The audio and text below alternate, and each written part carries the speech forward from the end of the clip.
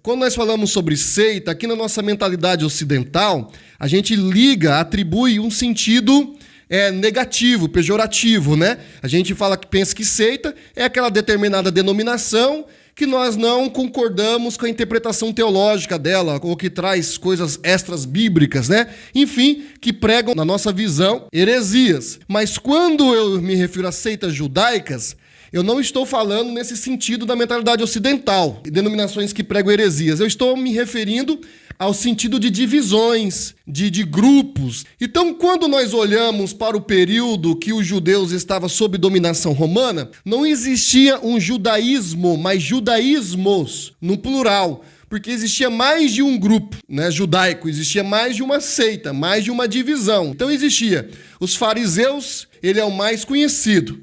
Mas além do fariseu, tem os saduceus. Existem os essênios também e existem os zelotes. Alguns vão chamar de zelotas, né? Vamos trabalhar aqui primeiro com os saduceus, tá? No topo da pirâmide existia os saduceus, que é a elite judaica. Os saduceus, vamos trabalhar alguns adjetivos dos saduceus. Saduceus estava no topo da pirâmide dos grupos judaicos. Os saduceus era a elite judaica. Quem participava desse grupo, dessa seita saduceus, na sua grande maioria, eram pessoas que tinham posses, eram ricos, era a elite judaica. Eles eram apoiadores do domínio romano. Então veja bem, não era todos os judeus que estavam tristes por estar sendo dominados por Roma. Não era todos os judeus que estavam insatisfeitos. Tinham aqueles que estavam satisfeitos. Por exemplo, os saduceus, porque eles eram apoiadores do domínio romano. Por que eram apoiadores? Porque em troca desse apoio, eles ocupavam cargos do mais alto clero. Por exemplo, sempre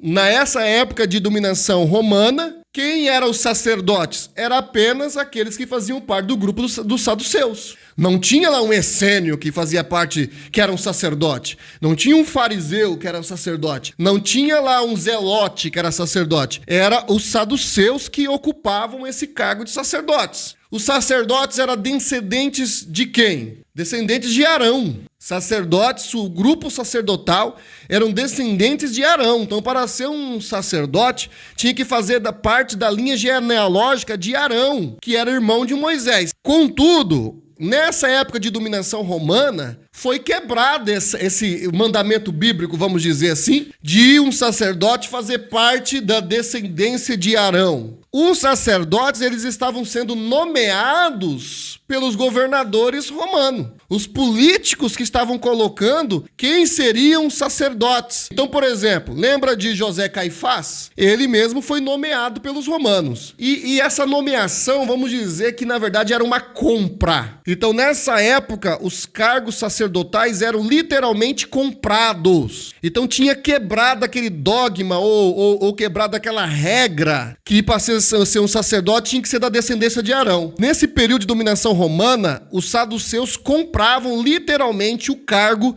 de sacerdote. Então, muitas vezes, gente, no meio dos cristãos, principalmente no meio dos evangélicos, nós criticamos muito os fariseus. O fariseu usa até de forma pejorativa. Quando você chama um amigo de fariseu, você está elogiando ele ou está criticando de forma negativa? Quando você fala fulano é um fariseu, é sinônimo do quê? Na concepção hoje aqui, da forma pejorativa que é abordada, quando você fala, fulano é um fariseu, você tá querendo dizer que fulano é falso ou que ele é verdadeiro? Mas quando a gente vai olhar para a história, os saduceus eram piores que os fariseus, porque os saduceus, eles dominavam, os saduceus, eles se corromperam, os saduceus, eles compravam os cargos sacerdotais, os saduceus, eles apoiavam o domínio romano em troca de cargos no alto clero.